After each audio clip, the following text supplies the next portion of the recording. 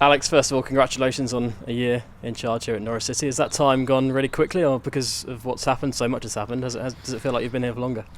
I think it's a bit of both, really. I think sort of me and the club, the players and the supporters have been through that much in a sort of short space in time. So yeah, obviously I think it sort of flies by because you've got so much work to do. But I think when you sort of cast your mind back and you look at everything that's happened since then, it feels like a long time.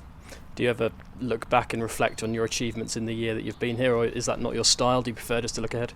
No, I prefer to look ahead. I think we're sort of satisfied and pleased with what we've managed to achieve in terms of getting into the Premier League, but there's no point in getting there and then sort of falling short this season. This season's the most important season, so we need to make sure that we build on that, and that we're trying to build something special and sort of push the club and the team and everything to sort of concern them with it forward. Let's go back to the start though. A year ago, Bournemouth away. I mean, that was a perfect start to your reign, wasn't it? Just the nature of that game. Yeah, it was bizarre, because I didn't really meet the team until the Friday morning, so all the sort of preparation and work had been done for the game. So I didn't really want to change or influence anything too much. So yeah, I just sort of went along to the game to watch it. I had a chat with some of the players before the game, and then throughout the game, obviously I had a chat with the coaches beforehand.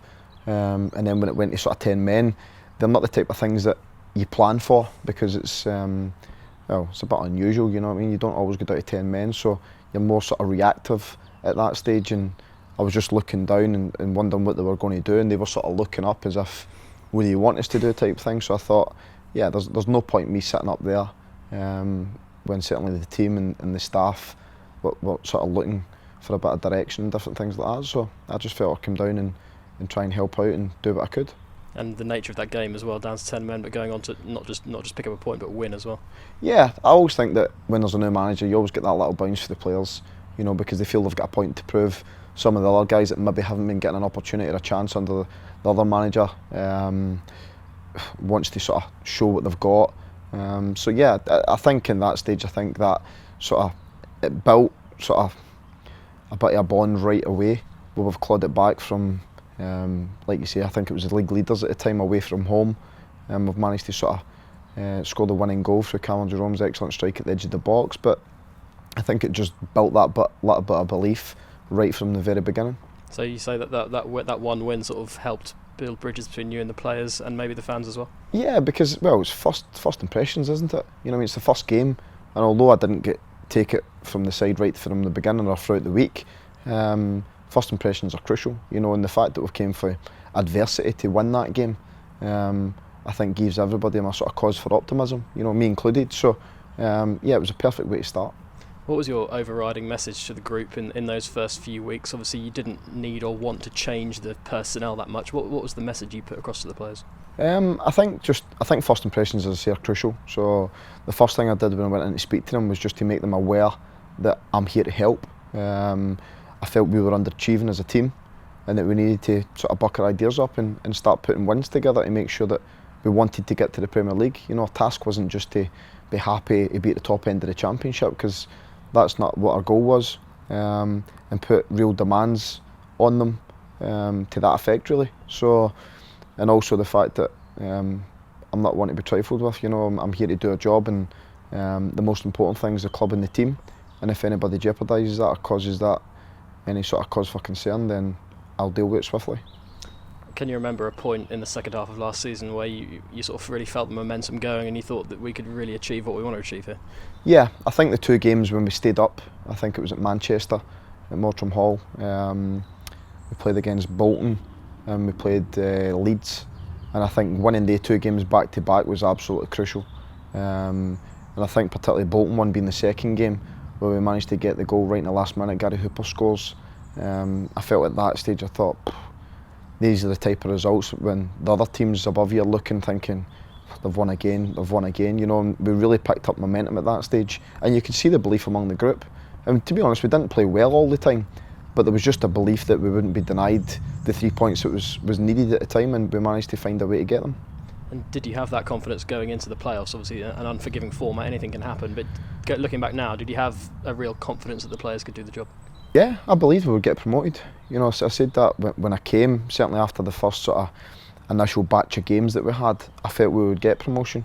I think the Ipswich game was obviously, they two games were sort of perfectly set up for us, local derby, and what's at stake at the end of it. And I felt that we did what we needed to do away from home, and then I always felt confident in the second leg, coming back to our place, we had enough to go and win the match, and that proved to be the case, and it set up for a perfect final. The final against Middlesbrough, I mean, you must look back on that with so much pride at how your team accomplished the job so well. I mean, it was a really confident performance, wasn't it? Yeah, and I think the game at Carrow Road played a huge part in it, you know, because it allowed me to look at some areas where I think we could have improved on, and I just made a couple of little tweaks to how we would sort of structurally defend things when the ball worked into certain areas, and what our initial movements would be when they sort of gained possession of the ball. And the players carried it out absolutely perfectly, and it allowed us to sort of build that platform for us to go forward and score. And I always felt once we got the first goal that we would go on and win the game. And the second goal went in, I was completely confident at that stage that was us. We were going to go up and do it. A lot of managers say when they have success, when they win a trophy, their focus is immediately on what's going to happen next. Was that the case with you?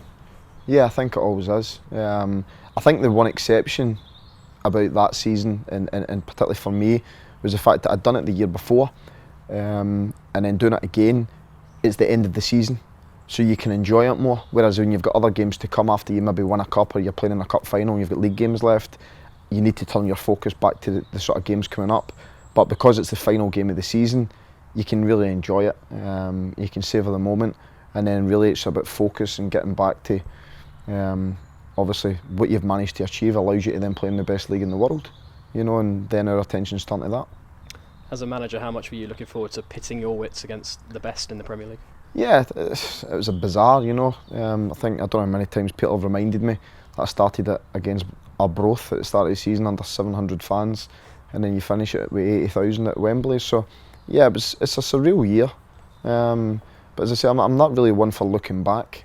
I'm where I'm at on merit. You know, I think I deserve to be here. I think I've shown that, and what I've managed to achieve with the teams that I've had. And I feel at home at this level. You know, I feel as if I'm learning with every game. I think my team are learning with every game. I think we're getting better, and I think I've managed to find a sort of balance between expectation and also managing to deliver what we possibly can do this season. You said in an interview that the scrutiny, I guess, from the media and fans is the thing you've noticed most about being a Premier League manager. I mean, how do you deal with that? I don't pay much attention to it, to be honest. You know, that's probably the biggest thing. I think the one thing about being a manager or being a leader of anything is the fact that you've got to be really single-minded. You've got to be focused and have a clear direction in which you want to take things. The one thing that I've always had is a real clarity about what I want to do and how I want to go about getting there, if you like. It's been tested this year. Don't think there's any questions about that, but it still remains the same. And I think that sometimes you have to adapt at certain situations to get to an end point, and then gradually, as the sort of club and the team evolves, you can then start to work it back into the way you know works and the way that works for you, if you like. So I've had to make tweaks along the way, but the end game will still remain the same. Has it been more like that than you thought it would be at the start of the season? Have you had to adjust more, would you say? Yeah, probably, yeah. Because I felt, certainly looking at the first 10 games, I felt that my methods and my style would work at this level. I think it did, to be fair, in most of the games. We just probably didn't get what we deserved. And then I think from then, if you don't get the points, the confidence of the players and what you're trying to do and how you're trying to go about it starts to wane a little bit. And then you need to find an alternative to make sure that their confidence doesn't dwindle, you know, and they've still got confidence in that the fact that you can adapt and you can make changes and you can change systems and change approaches, but still find a way to be successful. And I think certainly at this stage, on the back of the run that we've just had, it gives us more of a platform now to build from. Some might look at the Newcastle game in particular as a point where sort of things turn. I mean, you're not used to losing games, especially in that manner, are you, as a manager? No, it was certainly the most I've ever conceded as a manager in terms of goals. It was a highly unusual game. You know, I've been involved in professional football for about 15 years, as a player, as a coach, as a manager. And I don't think I can remember a game quite like that one, to be honest. You know, we looked really threatening going forward, but we looked really poor defensively as a team. And then I made a decision that I shouldn't have made in the game as well, which didn't help. We were losing the game at the time, so I went more offensive and tried to get us back into the game, but it didn't work, and it sort of backfired a little bit. But yeah, that's one of the things that I've learned from, and certainly if I find myself in that situation again, I'll still go more offensive, but maybe not in that fashion. Yeah.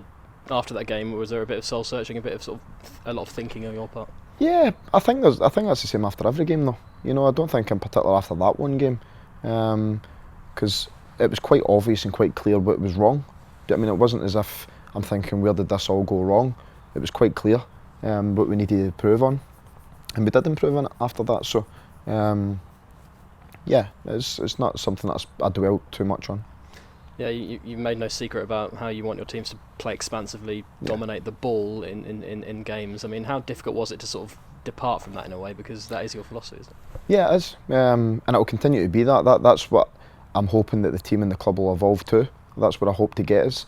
Unfortunately, we're not quite there at the moment, but it's a work in progress. So what we need to do is we need to get sort of results in the meantime in a fashion which is the best chance of us getting results. And I think we've found that balance just now. But I think there's always got to be growth for a team. I mean, you can't get to the end game that quickly and then think, right, that's me done everything I can do now. Where do I go from here?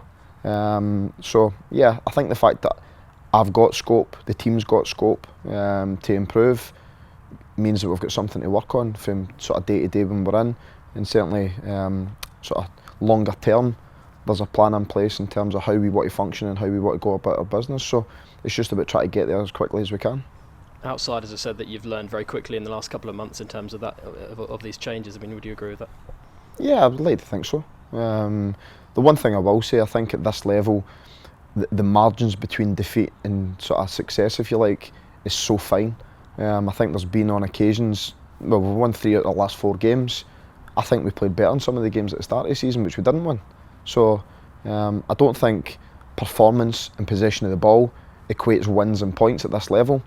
I think chances and being defensively solid more equates wins. You know, I think if you look at the teams that creates the most chances in the game, or the best chances in the game, normally goes on to win the game. I think in the 3 games that we have won recently, we created the best chances, and that's been the main difference. So yeah, I'd like to evolve it to a stage where we could do both, dominate games, be pleasing in the eye and win. But as I say, that will certainly be a work in progress.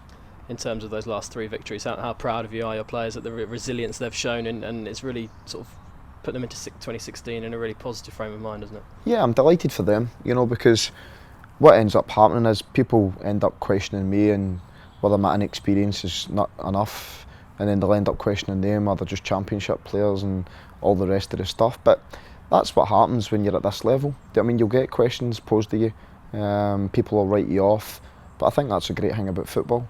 Every game is another opportunity to prove people wrong. It's another opportunity to go and prove how good you can be at your job. And I think the players have responded wonderfully well to that, in terms of the reaction they've shown in the games, and how resilient and how much it means to them to sort of remain in this league first and foremost, but to be competitive and to represent Norwich. Do you feel like you've changed over the last 12 months? Do you think you're a better manager now? I'm a more experienced manager now, so I've faced things that I maybe hadn't faced in the past. I think the pleasing thing from my point of view is the fact that I'd probably, in most cases, do the same and react the same way as I did then as I would now, which is a positive. Because I think if there's too many occasions where you're looking back thinking I should have done that differently, then that would be a concern. So I think my gut instinct and my sort of normal responses are what I would expect from me and how I would go about it. So yeah, that's been pretty positive, but I'm certainly more experienced, and this year's sort of taught me a lot and I've took a lot from it.